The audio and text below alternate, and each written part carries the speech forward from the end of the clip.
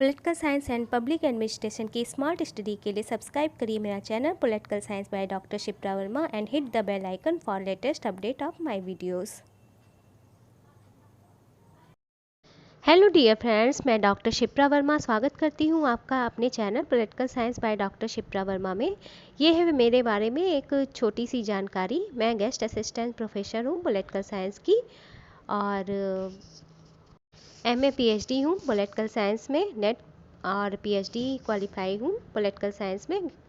और मेरा ये वीडियो बनाने का उद्देश्य आप सभी को आपके नेट एग्ज़ाम की तैयारी में पूरा सहयोग प्रदान करना है। आप सभी लोग मेरे टेलीग्राम चैनल से जुड़ जाएं, जिसका लिंक डिस्क्रिप्शन में दिया गया है। और टेलीग्राम चैनल से जुड़ के आप सभी प्रकार के पॉलिटिकल साइंस के नोट्स को फ्री में प्राप्त कर सकते हैं मेरे टेलीग्राम चैनल से। तो इसका लिंक डिस्क्रिप्शन में है और मेरे टेलीग्राम चैनल का नाम भी political science by doctor Shipra Verma है, ठीक है। तो जिस तरह से यूट्यूब चैनल का नाम है, जो नाम है यूट्यूब चैनल का, वही नाम है मेरे टेलीग्राम चैनल का भी। तो आप सभी लोग मेरे टेलीग्राम चैनल से जुड़ जाएं और फ्री में सभी प्रकार के पीडीएफ नोट्स पॉलिटिकल साइंस के पा सकते हैं। ये टॉपिक है आज का इंटरनेशनल रिलेशंस, जो कि यूनिट 5 है और ये इसका पार्ट 3 है। इसके अंतर्गत आज हम चर्चा करेंगे यूरोपीय संघ से संबंधित अत्यंत महत्वपूर्ण प्रश्नों की, जो कि आपके एग्जाम के लिए मोस्ट इम्पॉर्टेंट टॉपिक है, ठीक है। तो चलिए शुरू करते हैं आज का वीडियो लेक्चर। और इसे क्विज के फॉर्म में लीजिएगा। तो आपके सामने स्क्रीन पर जो पहला क्वेश्चन है वो है, the term inner six is related to A G24 organisation, B ASEAN, C SAARC और डी यूरोपियन कम्युनिटी मार्केट यानी EEC। देखिए, यूरोपीय संघ को शॉर्ट फॉर्म में EU भी बोला जाता है। तो स्क्रीन पे आपके सामने पहला क्वेश्चन है कि शब्द इनर सिक्स किससे संबंधित है। पहला ऑप्शन है G24 संगठन, बी आसियान, सी सार्क और डी यूरोपीय सामुदायिक बाजार। आप लोग अपना टाइम लीजिए, वीडियो को पॉज कर लीजिए और क्वेश्चन का आंसर देने की कोशिश करिए। इसे क्विज के फॉर्म में लीजिएगा। आपका नेट एग्ज़ाम अगस्त के सेकेंड वीक में होने वाला है, ठीक है। तो आप लोग हल्के में मत रहिए, तैयारी को हल्के में मत रखिए और सभी क्विज में पार्टिसिपेट करिए। तो इसका जो राइट आंसर है वो है ऑप्शन डी, यूरोपियन सामुदायिक बाजार से संबंधित है शब्द इनर सिक्स, ठीक है। आप लोग एक बार इस वीडियो को देखिए और दोबारा रिवाइज करके भी इस वीडियो का रिवीजन कर लीजिएगा। तो आपको वीडियो देखते देखते ही सारे question tip of the tongue हो जाएंगे, रट जाएंगे, ठीक है। तो व्याख्या देख लीजिए। इनर सिक्स या आंतरिक 6 का संबंध यूरोपीय समुदाय के 6 संस्थापक सदस्य देशों से है। यूरोपीय सामुदायिक बाजार EEC की स्थापना 1957 में रोम संधि के आधार पर की गई थी।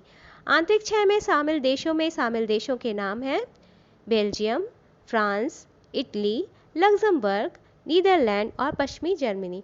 तो देखिए, ये पॉइंट भी मोस्ट इम्पॉर्टेंट है। क्वेश्चन में ये भी पूछ सकता है कि यूरोपीय सामुदायिक बाजार में की स्थापना कब हुई थी, इसकी स्थापना किस संधि के आधार पर हुई थी और इसके अंतर्गत जो सम्मिलित 6 राष्ट्र हैं उनमें उनके नाम क्या क्या हैं। तो ये फैक्ट भी मोस्ट इम्पॉर्टेंट है। तो मैं जो चैनल पे जितने भी वीडियोस डाल रही हूँ वो आपके एग्ज़ाम की तैयारी के लिए मील का पत्थर साबित होंगे। तो किसी भी वीडियो को हल्के में मत लीजिए, सारे क्विज में पार्टिसिपेट करिए, सारे वीडियोस को देखिए। तो आप लोग डेफिनेटली अपना JRF क्लियर कर लेंगे और आपसे ज़्यादा मुझे खुशी होगी अगर आप लोग नेट और JRF क्लियर कर लेते हैं, ठीक है। तो मुझे आशा है कि आप लोग मुझे खुश होने का अवसर प्रदान करेंगे। तो ये जो फैक्ट है, चाहे तो आप स्क्रीनशॉट ले लीजिए, चाहे तो इसे आप लोग नोट डाउन कर लीजिए। जो भी क्वेश्चन मैं डिस्कस करती हूँ क्विज में, उनके भी इसके बाद जो इसके आंसर के साथ उसके जो फैक्ट्स बताती हूँ, वो सभी फैक्ट्स आपके एग्ज़ाम के लिए मोस्ट इम्पॉर्टेंट है। क्योंकि एग्जामिनर के दिमाग में क्या चल रहा है आप लोग नहीं जान सकते। एग्जामिनर क्वेश्चन किसी भी तरीके से पूछ सकता है, कहीं से भी क्वेश्चन उठा सकता है। तो ये सारे फैक्ट्स भी आप लोग ध्यान से देखा करिए। तो जो इनर सिक्स का संबंध है या आंतरिक 6 का संबंध यूरोपीय समुदाय के 6 संस्थापक सदस्य देशों से है और यूरोपीय सामुदायिक बाजार, जिसे शॉर्ट फॉर्म में EEC भी कहते हैं, की स्थापना 1957 में रोम में हुई थी। नेक्स्ट क्वेश्चन है क्वेश्चन नंबर 2, वर्तमान में यूरोपीय संघ में कितने सदस्य देश हैं। आपके ऑप्शन है ए 27, बी 28, सी 53 और डी 17। वर्तमान में यूरोपीय संघ में कितने सदस्य देश हैं, आपको ये बताना है। ठीक है, यूरोपियन यूनियन में वर्तमान में कितने सदस्य देश हैं। तो आपका जो ऑप्शन है राइट वो है ऑप्शन बी 28। वर्तमान समय में यूरोपीय संघ में कुल 28 सदस्य देश शामिल हैं। तो वर्तमान में यूरोपीय संघ में कुल 28 सदस्य देश हैं। देखिए जो ब्रिटेन है यानी इंग्लैंड, वो यूरोपीय समुदाय से अलग होने वाला है, लेकिन उसने अभी तक आधिकारिक तौर पे इसकी घोषणा नहीं की है। अगर आधिकारिक तौर पे इसकी घोषणा कर देता है इंग्लैंड, हालांकि इसका प्रस्ताव पास हो चुका है पार्लियामेंट से, तो इसमें कुल 27 देश हो जाएंगे। ठीक है, इसका फैक्ट्स है, ध्यान से देख लीजिए। यूरोपीय संघ में 28 सदस्य देश हैं। यूनाइटेड किंगडम इस संगठन को छोड़ने वाला है, लेकिन उसने अभी तक इसकी आधिकारिक तौर पर घोषणा नहीं की है। यही कारण है कि इसकी वर्तमान सदस्य संख्या 28 है। अगर ब्रिटेन इसकी आधिकारिक घोषणा कर देता है तो इस स्थिति में इसके जो सदस्य देशों की संख्या कितनी हो जाएगी, 27 हो जाएगी। ठीक है, तो ये सभी फैक्ट्स मोस्ट इम्पॉर्टेंट हैं, आप सभी लोग इसको ध्यान में रखा करिए। मैं जो फैक्ट्स बताती हूँ उन्हें भी आप लोग ध्यान से देखा करिए, सुना करिए। ठीक है, और एक बार आप लोग ये वीडियो देख लेंगे और दोबारा इसका रिवीजन कर लेंगे तो आपको सारे question tip of the tongue हो जाएंगे। नेक्स्ट क्वेश्चन है क्वेश्चन नंबर 3 आपके सामने। निम्नलिखित में से कौन सा देश ईयू का सदस्य नहीं है। आपके ऑप्शन है ए एस्टोनिया, बी डेनमार्क, सी स्विट्जरलैंड और डी माल्टा। निम्नलिखित में से कौन सा देश ईयू का सदस्य नहीं है, आपको ये बताना है। ठीक है, इसे क्विज के फॉर्म में लीजिए। तो स्विट्जरलैंड जो है वो इसका सदस्य नहीं है यूरोपीय यूनियन का। इसे शॉर्ट फॉर्म, यूरोपीय यूनियन का शॉर्ट फॉर्म है ईयू, इसे ईयू भी बोलते हैं। तो स्विट्जरलैंड इसका सदस्य देश नहीं है। तो स्विट्जरलैंड यूरोपीय यूनियन का सदस्य देश नहीं है। बाकी जो ऑप्शन में बाकी देश हैं, एस्टोनिया, डेनमार्क और माल्टा, वो सभी यूरोपीय यूनियन के सदस्य देश हैं। ठीक है, नेक्स्ट क्वेश्चन है आपके सामने क्वेश्चन नंबर 4। यूरोपीय संघ के बारे में निम्नलिखित में से कौन सा कथन सही नहीं है। यूरोपीय संघ के बारे में निम्नलिखित में से कौन सा कथन सही नहीं है, आपको ये बताना है। कीवर्ड पे ध्यान दिया करिए, कौन सा कथन सही नहीं है ये पूछ रहा है। तो ए है जर्मनी ईयू का संस्थापक सदस्य है, बी है क्रोएशिया यूरोपीय संघ का नवीनतम सदस्य है, सी है ईयू के सभी सदस्यों में माल्टा का सबसे क्षेत्रफल सबसे छोटा है, और डी है यूरोपीय संघ के सभी सदस्य देश यूरो का उपयोग अपने राज्य की मुद्रा के रूप में करते हैं। जो यूरोपीय संघ के सभी सदस्य देश हैं वो यूरो को अपने देश की राज्य की मुद्रा के रूप में प्रयोग करते हैं। तो आपको ये बताना है कि इन चारों कथनों में से कौन सा कथन जो है वो सही नहीं है, यानी कौन सा कथन गलत है यूरोपीय संघ के बारे में। कीवर्ड को आप लोग ध्यान से देखा करिए। अक्सर हम लोग जल्दीबाजी में क्वेश्चन का आंसर देते हैं और सही आंसर जानते हुए भी गलत कर देते हैं। तो कीवर्ड को ध्यान से देखा करिए कि क्या पूछ रहा है, कौन सा कथन सही नहीं है यूरोपीय संघ के बारे में। तो ऑप्शन जो डी है वो सही नहीं है। यूरोपीय संघ के सभी सदस्य यूरो का उपयोग अपने राज्य की मुद्रा के रूप में करते हैं, ये जो कथन है ये गलत है यूरोपीय संघ के बारे में। ठीक है, तो इसका जो राइट आंसर है वो है ऑप्शन डी। ठीक है, यूरोपीय संघ के बारे में जो गलत कथन है वो है यूरोपीय संघ के सभी सदस्य देश यूरो का उपयोग अपने राज्य की मुद्रा के रूप में नहीं करते हैं। ठीक है, ये पूछ रहा है, तो ऐसा नहीं है। यूरोपीय संघ के सभी सदस्य देश जो हैं वो यूरो का उपयोग अपने राज्य की मुद्रा के रूप में नहीं करते हैं। बाकी जो तीनों फैक्ट्स दिए गए हैं, तीनों कथन है वो सही है यूरोपीय संघ के बारे में, यानी जर्मनी ईयू का संस्थापक सदस्य है, क्रोएशिया यूरोपीय संघ का नवीनतम सदस्य है, और ईयू के सभी सदस्य देशों में जो माल्टा का क्षेत्रफल है वो सबसे छोटा है। ठीक है, यूरोपीय यूनियन के जितने भी सदस्य देश हैं उनमें जो माल्टा देश शामिल है उसका क्षेत्रफल सबसे छोटा है। तो ये फैक्ट्स भी पूछे जा सकते हैं एग्जाम में क्वेश्चन के रूप में। तो आप एक तरह से देखिए कि एक क्वेश्चन है, आपको कितने सारे क्वेश्चन तैयार हो जा रहे हैं। ठीक है, जो क्रोएशिया था वो यूरोपियन संघ का नवीनतम सदस्य है। कुछ व्याख्या देख लीजिए आप लोग, तो कॉन्सेप्ट क्लियर हो जाएगा। जो यूरो है यूरोपीय संघ की आधिकारिक मुद्रा है। वर्तमान में 28 सदस्य देशों में से केवल 19 देश ही यूरो का उपयोग करते हैं। देखिए सदस्य देशों की संख्या तो 28 है, ब्रिटेन इससे अलग हो जाएगा तो इसके सदस्य देशों की 27 संख्या हो जाएगी। लेकिन जो ये सदस्य देश है उनमें से केवल 19 देश ही यूरो का उपयोग करते हैं अपने देश की मुद्रा के रूप में। राज्यों के इस समूह को यूरो जोन के रूप में जाना जाता है।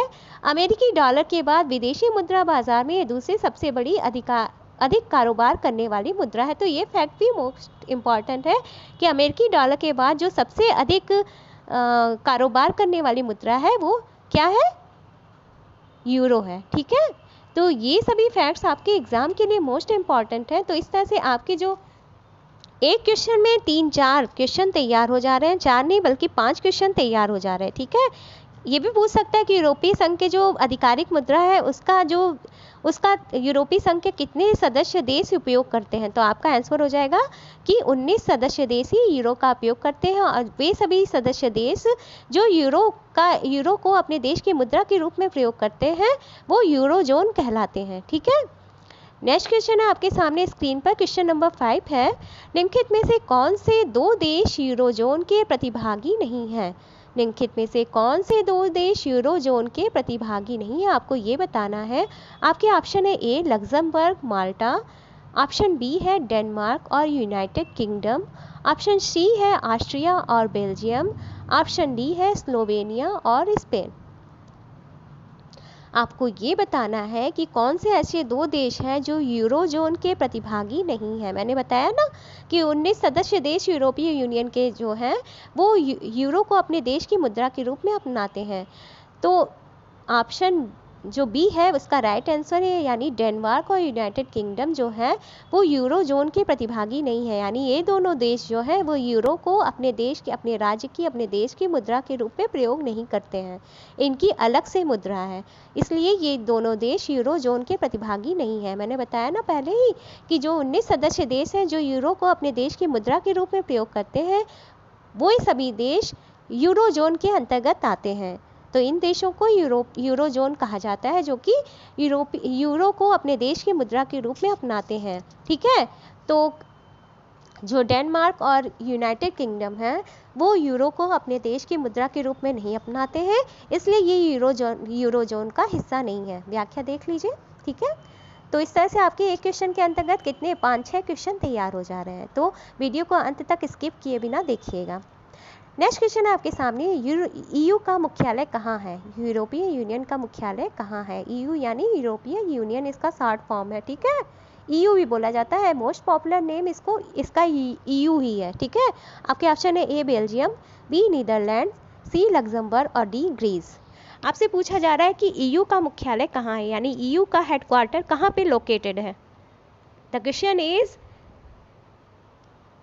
ईयू का जो हेडक्वार्टर है वो कहाँ पे लोकेटेड है, ये पूछ रहा है। तो इसका ऑप्शन जो है वो ब्रुसेल्स सही है। ठीक है, ईयू का मुख्यालय ब्रुसेल्स यानी बेल्जियम शहर में है। ठीक है, नेक्स्ट क्वेश्चन है क्वेश्चन नंबर 7, यूरोपीय संघ का उद्देश्य निम्नलिखित में से कौन सा था।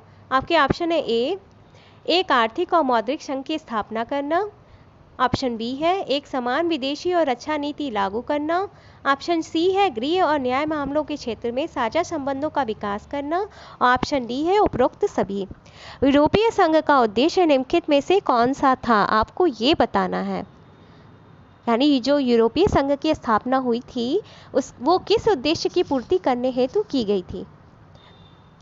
तो आपका जो राइट आंसर है वो है ऑप्शन डी। ठीक है, उपरोक्त सभी, यानी एक आर्थिक और मौद्रिक संघ की स्थापना करना, एक समान विदेशी और रक्षा नीति को लागू करना, ऑप्शन सी भी इसमें शामिल है गृह और न्याय मामलों के क्षेत्र में साझा संबंधों का विकास करना। ठीक है, तो ये तीनों जो हैं कथन वो यूरोपीय संघ के उद्देश्य के बारे में सही है। व्याख्या देख लीजिए। यूरोपीय संघ का उद्देश्य निम्नलिखित क्षेत्रों में सदस्य देशों के बीच आर्थिक और राजनीतिक एकीकरण पर जोर देना था, एक आर्थिक और मौद्रिक संघ की स्थापना करना था, एक समान विदेशी रक्षा नीति को लागू करना था, अपने आर्थिक और राजनीतिक संस्थानों को सुदृढ़ बनाना था, गृह और न्याय मामलों के क्षेत्र में साझा संबंधों का विकास करना था। तो ये सारे फैक्ट्स मोस्ट इंपॉर्टेंट है, चाहे तो आप लोग स्क्रीनशॉट ले सकते हैं। तो क्वेश्चन इस तरह से भी पूछ सकता है कि यूरोपीय संघ के जो उद्देश्य हैं उनमें से 3 उद्देश्य दे देगा ऑप्शन में, 4 ऑप्शन होते हैं ना, 3 उद्देश्य दे देगा जो यूरोपीय संघ के उद्देश्य होते हैं, और एक और दे देगा ऑप्शन कि जो उसका उद्देश्य नहीं है। तो आपको सही कथन गलत कथन छांटना होगा या सही कथन छांटना होगा, ठीक है, कूट की सहायता से। तो सारे फैक्ट्स आपके लिए मोस्ट इंपॉर्टेंट जो मैं डिस्कस कर रही हूँ आपके सामने, ठीक है। नेक्स्ट क्वेश्चन है क्वेश्चन नंबर 8, यूरोपीय आयोग के वर्तमान समय में राष्ट्रपति कौन है?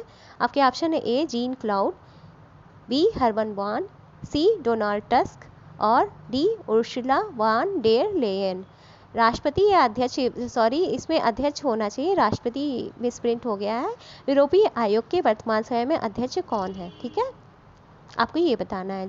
क्या जीन क्लाउड है, क्या हर्मन वान है, क्या डोनाल्ड टस्क है, या फिर उर्सुला वान डेर लेयन है। आपको ये बताना है कि वर्तमान समय में यूरोपीय संघ के अध्यक्ष कौन हैं। देखिए, यूरोपीय यूनियन आपके जो यूनिट है इंटरनेशनल रिलेशंस का, ये एक मोस्ट इम्पॉर्टेंट चैप्टर है, इसलिए मैं इसके क्वेश्चन आपके सामने डिस्कस कर रही हूँ। तो इसका right answer option D Ursula van der Leyen जो है यूरोपीय आयोग के वर्तमान समय में अध्यक्ष हैं, ठीक है। तो ये आपके लिए मोस्ट इम्पॉर्टेंट टॉपिक है यूरोपियन संघ। तो इस तरह से मैं जो जितने भी अंतर्राष्ट्रीय संगठन हैं उनके क्वेश्चन आंसर मोस्ट इम्पॉर्टेंट आपके सामने लेकर आऊँगी चैनल पे। तो फैक्ट देख लीजिए, 16 जुलाई 2019 को उर्सुला वान डेर लेयन को यूरोपीय आयोग के अध्यक्ष के रूप में चुना गया था, जो यूरोपियन संघ के कार्यकारी शाखा है। वे यूरोपीय आयोग की पहली महिला अध्यक्ष होंगी। तो ये फैक्ट भी मोस्ट इम्पॉर्टेंट है कि यूरोपीय आयोग की पहली महिला अध्यक्ष किस देश की है, तो ये है, ठीक है, ये किस देश की है और इनका नियुक्ति कब हुई थी। और ये फैक्ट मोस्ट इम्पॉर्टेंट है कि ये पहली महिला अध्यक्ष हैं, ठीक है, यूरोपीय यूनियन की, ठीक है। उर्सुला वान डेर लेयन जो है यूरोपीय आयोग के अध्यक्ष के रूप में चुनी गई हैं, जो यूरोपीय संघ की कार्यकारी शाखा है। वे यूरोपीय आयोग की पहली महिला अध्यक्ष होंगी हैं। 16 जुलाई 2019 को इनकी नियुक्ति हुई थी, ठीक है, यूरोपियन काउंसिल में, ठीक है। तो ये फैक्ट्स भी मोस्ट इम्पॉर्टेंट है। क्वेश्चन किसी भी तरीके से एग्जाम में पूछ सकता है, तो आपसे ये भी पूछ सकता है कि यूरोपीय आयोग की पहली महिला अध्यक्ष कौन है। ऑप्शन में दे देगा नाम अलग अलग, तो उसमें से आपको राइट ऑप्शन चूज करना होगा, ठीक है। तो उर्सुला वान डेर लेयन जो है यूरोपीय आयोग की वर्तमान समय में अध्यक्ष है और ये यूरोपीय आयोग की पहली महिला अध्यक्ष होंगी। एग्जामिनर क्या सोच रहा है परीक्षा में, प्रश्न पत्र बनाते समय उसके दिमाग में क्या क्या बातें चल रही हैं, ये कोई नहीं जानता है। तो आपको जो भी टॉपिक आप पढ़िए उससे रिलेटेड आपका सारा कॉन्सेप्ट क्लियर होना चाहिए। तो जो यूरोपीय संघ है वो यूरोपियन यूनियन की क्या है, एक कार्यकारी शाखा है। और जो उर्सुला वान डेर लेयन है उनकी नियुक्ति कब हुई थी, 16 जुलाई 2019 को। और ये वर्तमान समय में यूरोपीय यूनियन की अध्यक्ष हैं। ये किस देश से बिलोंग करती हैं, ये भी आपके लिए फैक्ट मोस्ट इम्पॉर्टेंट हो जाता है। तो ये जर्मनी देश से बिलोंग करती हैं और ये जर्मनी देश की पहली रक्षा मंत्री भी रह चुकी है महिला। जर्मनी देश की पहली महिला रक्षा मंत्री भी रह चुकी हैं उर्सुला वान डेर लेयन। और ये एक ऐसी शख्स हैं, ये एक ऐसी शख्सियत हैं जिनकी नियुक्ति यूरोपीय आयोग के पहली महिला अध्यक्ष के रूप में हुई है। तो इस तरह से इनको 2 गौरव प्राप्त हुए हैं। पहले तो ये अपने देश जर्मनी की पहली रक्षा मंत्री भी रह चुकी हैं, पहली महिला रक्षा मंत्री भी रह चुकी हैं, और ये वर्तमान समय में यूरोपियन आयोग की पहली महिला अध्यक्ष भी हैं। तो ये दोनों फैक्ट्स आपके लिए मोस्ट इम्पॉर्टेंट है। उर्सुला वान डेर लेयन कहाँ की है, जर्मनी की है। इनकी फ़ोटो है, देख लीजिए, ये उर्सुला वान डेर लेयन है जो कि जर्मनी की है। इन्हें यूरोपीय यूनियन की पहली महिला अध्यक्ष होने का गौरव प्राप्त हुआ है। नेक्स्ट क्वेश्चन है आपके सामने, क्वेश्चन नंबर 9, होराइजन 2020 क्या है। होराइजन 2020 क्या है। आपके ऑप्शन है ए, भारत और यूरोपीय संघ के बीच व्यापारिक समझौता। ऑप्शन बी, भारत और यूरोपीय संघ के बीच युद्ध अभ्यास। ऑप्शन सी, भारत और यूरोपीय संघ के बीच अनुसंधान कार्यक्रम। और ऑप्शन डी, भारत द्वारा यूरोपीय संघ के देशों में कला प्रदर्शनी। आपको ये बताना है होराइजन 2020 क्या है। आपके ऑप्शन ये सभी हैं। कृपया ऑप्शन को ध्यान से पढ़िए, चाहे तो आप लोग वीडियो पॉज कर लीजिए, इसे क्विज के फॉर्म में लीजिए और मुझे कमेंट सेक्शन में कमेंट करके बताइएगा कि आपके कितने क्वेश्चन के आंसर सही हो रहे हैं। तो ऑप्शन सी इसका राइट आंसर है। जो होराइजन 2020 है वो भारत और यूरोपीय संघ के बीच एक अनुसंधान कार्यक्रम है। ठीक है, होराइजन 2020 क्या है? ये भारत और यूरोपीय संघ के बीच एक अनुसंधान कार्यक्रम है। इसके फैक्ट्स को भी ध्यान से देख लीजिए। भारत और यूरोपीय संघ ने अनुसंधान कार्यक्रम होराइजन 2020 के तहत अगली पीढ़ी के टीके को विकसित करने के लिए सहयोग पर सहमति प्रकट की है। इस अनुसंधान कार्यक्रम के तहत कम लागत पर इन्फ्लुएंजा के टीके विकसित किए जाएंगे। तो जो अगली पीढ़ी के टीके विकसित करने के लिए जो सहयोग संधि हुई है होराइजन 2020 के नाम से, तो इसके अंतर्गत किस टीके के विकास करने पर जोर दिया जाएगा? इन्फ्लुएंजा के टीके पर को विकसित करने पर जोर दिया जाएगा। और ये समझौता किसके किसके बीच हुआ है? भारत और यूरोपीय संघ के बीच हुआ है, और जो कि एक अनुसंधान कार्यक्रम है। और इस अनुसंधान कार्यक्रम का क्या नाम है? होराइजन 2020। तो ये सभी फैक्ट्स, इसका एक एक कीवर्ड आपके लिए मोस्ट इम्पॉर्टेंट है, क्योंकि क्वेश्चन को किसी भी तरीके से घुमा फिरा के पूछा जा सकता है। क्वेश्चन का फॉर्मेट कुछ भी हो सकता है। तो आपको एक एग्जामिनर के माइंड के हिसाब से क्वेश्चन की तैयारी करनी है। ठीक है, क्वेश्चन नंबर 10 है, यूरोपीय संघ की यूरोपीय सेंट्रल बैंक का मुख्यालय कहाँ पर है? तो देखिए, कोई भी आयोग या कोई भी संघ होता है उसका एक सेंट्रल बैंक भी होता है। तो इसी तरह से यूरोपीय संघ का भी एक सेंट्रल बैंक है। तो ये पूछ रहा है इस सेंट्रल बैंक का मुख्यालय कहाँ पर है? आपके ऑप्शन है A Frankfurt Germany, B Brussels Belgium, C Austria Netherlands और डी लग्जमबर्ग। आपको ये बताना है कि यूरोपीय संघ की यूरोपीय सेंट्रल बैंक का मुख्यालय कहाँ पर है। आपके ऑप्शन ये सभी हैं, Frankfurt Germany, Brussels Belgium, Austria Netherlands और डी लग्जमबर्ग। वीडियो को पॉज कर लिया करिए, जल्दीबाजी में क्वेश्चन का आंसर मत दिया करिए। आप ये सोच के चलिए कि आप एग्ज़ाम दे रहे हैं। ठीक है, तो एग्ज़ाम की तरह से इस सारे एमसीक्यूज़ को देखा करिए, प्रैक्टिस किया करिए। तो चूँकि इसका मुख्यालय भी जर्मनी में है, हेडक्वार्टर भी जर्मनी में है, तो यूरोपीय सेंट्रल बैंक का मुख्यालय भी कहाँ है? फ्रैंकफर्ट जर्मनी में है। जर्मनी में फ्रैंकफर्ट नामक स्थान पर यूरोपीय संघ की यूरोपीय सेंट्रल बैंक का मुख्यालय है। और यूरोपीय संघ का मुख्यालय कहाँ है? जर्मनी में ही है। ठीक है, तो ये सभी फैक्ट्स आपके लिए मोस्ट इम्पॉर्टेंट हैं। ध्यान से देखिए, वीडियो को स्किप किए बिना आप लोग लास्ट तक वीडियो को देखिएगा। मैं देखती हूँ कुछ लोग वीडियो को थोड़ा ही देखते हैं और फिर स्किप करके वीडियो चले जाते हैं। तो वे लोग अपनी तैयारी के लिए ये सही काम नहीं कर रहे हैं। तो IMF प्रमुख क्रिस्टीना लेगार्ड को यूरोपीय सेंट्रल बैंक के अध्यक्ष के तौर पर नामित किया गया। ये भी मोस्ट इम्पॉर्टेंट फैक्ट है कि जो IMF प्रमुख थी क्रिस्टीना लेगार्ड, उन्हें ही यूरोपियन सेंट्रल बैंक के अध्यक्ष के तौर पर नामित किया गया है। ठीक है, कौन है? क्रिस्टीना लेगार्ड यूरोपीय संघ के सेंट्रल बैंक की अध्यक्ष भी नामित की गई हैं। ठीक है, ये पहले क्या थी? IMF की प्रमुख थी। ठीक है, ये IMF की प्रमुख हैं क्रिस्टीना लेगार्ड। इन्हें ही यूरोपीय संघ के सेंट्रल बैंक के अध्यक्ष के तौर पर नामित किया गया है। तो जितने भी फैक्ट्स मैं आपके सामने डिस्कस कर रही हूँ, ये सभी मोस्ट इम्पॉर्टेंट है आपके एग्ज़ाम के लिए।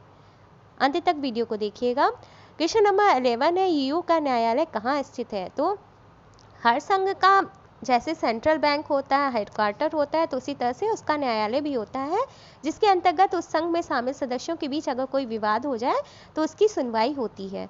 तो ऑप्शन ए है फ्रैंकफर्ट जर्मनी, ऑप्शन बी है ब्रुसेल्स बेल्जियम, ऑप्शन सी है ऑस्ट्रिया नीदरलैंड और डी है लग्जमबर्ग। ठीक है, आपको ये बताना है कि यूरोपियन यूनियन का न्यायालय कहाँ पर स्थित है।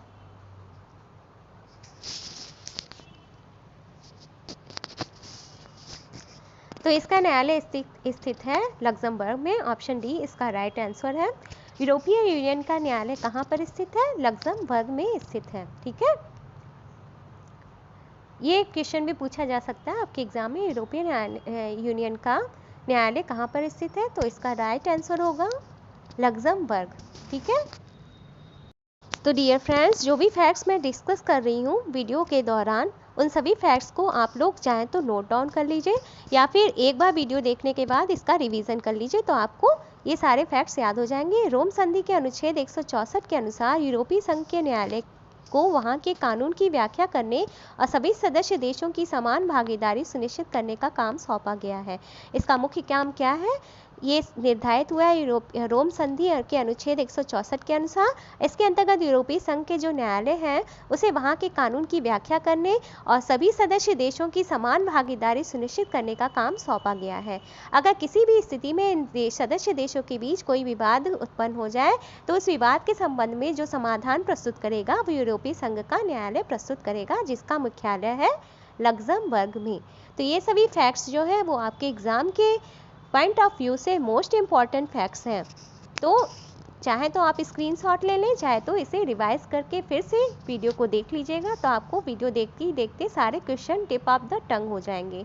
अगर आप लोग रिवाइज करके इन वीडियोस को देखते हैं तो आप क्या करेंगे, अपने समय की बचत करेंगे, क्योंकि अगर नोट करेंगे तो आपका समय वेस्ट होगा और रिवाइज कर लेंगे तो आपका रिवीजन हो जाएगा। नेक्स्ट क्वेश्चन है, ईयू स्थापना किस संधि के तहत हुई थी? यूरोपीय यूनियन की स्थापना किस संधि के तहत हुई थी, आपसे ये पूछ रहा है। ऑप्शन ए है पेरिस की संधि, ऑप्शन बी है रोम की संधि, ऑप्शन सी है मैस्ट्रिक्ट की ट्रीटी और ऑप्शन डी है लिस्बन संधि। यूरोपीय यूनियन की स्थापना किस संधि के तहत हुई थी? तो ऑप्शन सी इसका राइट आंसर है, मैस्ट्रिक्ट ट्रीटी के तहत। ठीक है, इसकी स्थापना 1992 में हुई थी। यूरोपीय यूनियन की स्थापना maastricht ट्रीटी के अंतर्गत 1992 में इसका प्रस्ताव लाया गया था, 1993 में इसकी स्थापना हुई थी। ठीक है, तो ये सारे फैक्ट्स जो है वो मोस्ट इम्पॉर्टेंट है। maastricht ट्रीटी कब हुई थी? 1992 में। तो इसी ट्रीटी के आधार पर 1993 में ईयू की स्थापना की गई थी। ईयू का फुल फॉर्म है यूरोपीय यूनियन और इसका मोस्ट पॉपुलर नेम है, इसे ईयू के नाम से ही ज़्यादा बुलाया जाता है, ईयू के नाम से ही ज़्यादा संबोधित किया जाता है। इसलिए अगर ईयू आ जाएगा क्वेश्चन में तो आप लोग कंफ्यूज मत होइएगा। नेक्स्ट क्वेश्चन है क्वेश्चन नंबर 13, यूरोपियन यूनियन के कितने देशों ने ब्रेक्जिट समझौते ब्रिटेन के ईयू से अलग होने को मंजूरी दी है? यूरोपीय यूनियन के कितने देशों ने ब्रेक्जिट समझौता क्या है? ब्रिटेन के ईयू से अलग होने का प्रस्ताव है एक को मंजूरी प्रदान की है। आपके ऑप्शन है ए 26, बी 27, सी 25 और डी 22। ये पूछा जा रहा है कि जो ब्रेक्जिट समझौता हुआ था, ब्रेक्जिट समझौता क्या है? ब्रिटेन के ईयू से, यूरोपीय यूनियन से अलग होने का एक प्रकार का प्रस्ताव है। तो ये पूछ रहा है कि कितने यूरोपीय यूनियन के सदस्य देशों ने इस समझौते पर मंजूरी दी थी? तो 27 देश ऐसे हैं जो यूरोपीय यूनियन के कुल 27 देशों ने ब्रेक्जिट समझौते पर, जो कि ब्रिटेन के ईयू से अलग होने का है, को मंजूरी प्रदान की है। ठीक है, और कितने सदस्य देश हैं? 28 सदस्य देश हैं। ठीक है, तो ये सभी फैक्ट्स जो हैं, सभी क्वेश्चंस जो हैं वो सभी मोस्ट इम्पॉर्टेंट हैं। ठीक है, तो 27 यूरोपीय यूनियन के 27 देशों ने ब्रेक्जिट समझौते पर अपना समर्थन किया था। नेक्स्ट क्वेश्चन है क्वेश्चन नंबर 14, निम्नलिखित में से किस संधि के तहत यूरोपीय नागरिक को बिना पासपोर्ट यानी मुक्त पासपोर्ट के पूरे यूरोप में भ्रमण करने की अनुमति दी गई थी? आपके ऑप्शन है ए पेरिस की संधि, बी रोम की संधि, सी मैस्ट्रिक्ट की ट्रीटी और डी सेजेन संधि। ये पूछ रहा है आपसे क्वेश्चन में कि किस संधि के तहत यूरोपियन नागरिक को बिना पासपोर्ट के पूरे यूरोप में भ्रमण करने की अनुमति दी गई थी? पेरिस की संधि, रोम की संधि, मैस्ट्रिक्ट ट्रीटी या फिर सेजेन संधि? तो डी सेजेन संधि के तहत ऐसा प्रावधान किया गया था कि यूरोपीय नागरिक को बिना पासपोर्ट के पूरे यूरोप में भ्रमण करने का अनुमति प्राप्त है।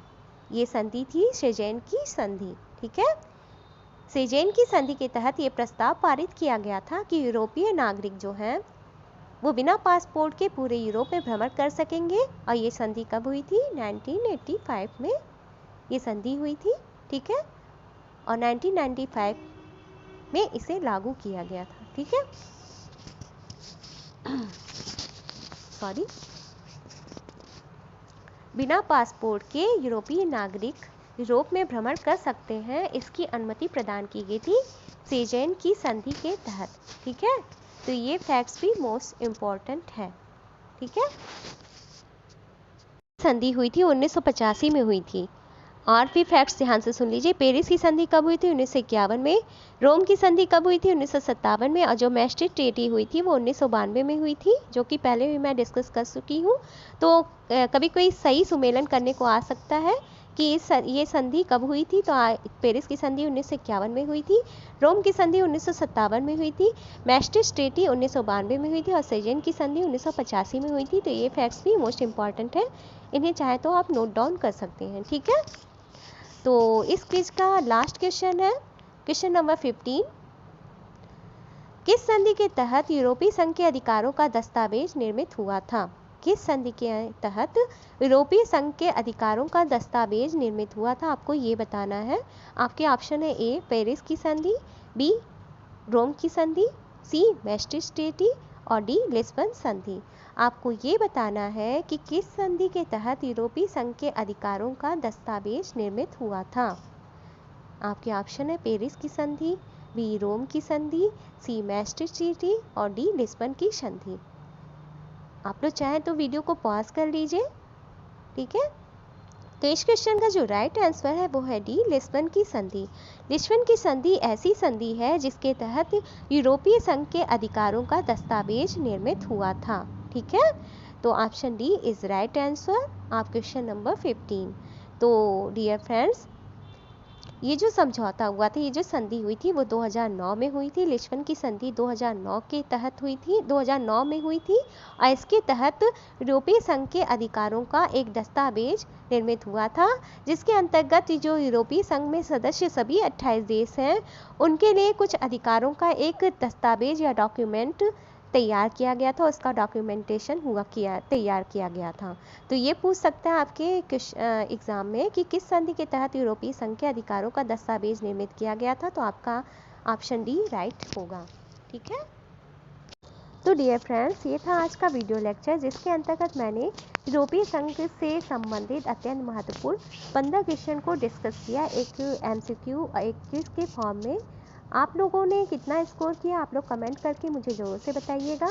चैनल पर नए आए हैं तो सब्सक्राइब माय चैनल और बेल के आइकन को हिट करके उसे ऑल की सेटिंग पर सेट कर दीजिएगा, ताकि मेरे आने वाले सभी वीडियोस आपको पहले से प्राप्त हो सके, नोटिफिकेशन उसका मिल सके। इसी तरह के अन्य यूज़फुल वीडियोस के साथ आपके सामने फिर से प्रस्तुत होंगी। तब तक के लिए बाय, टेक केयर।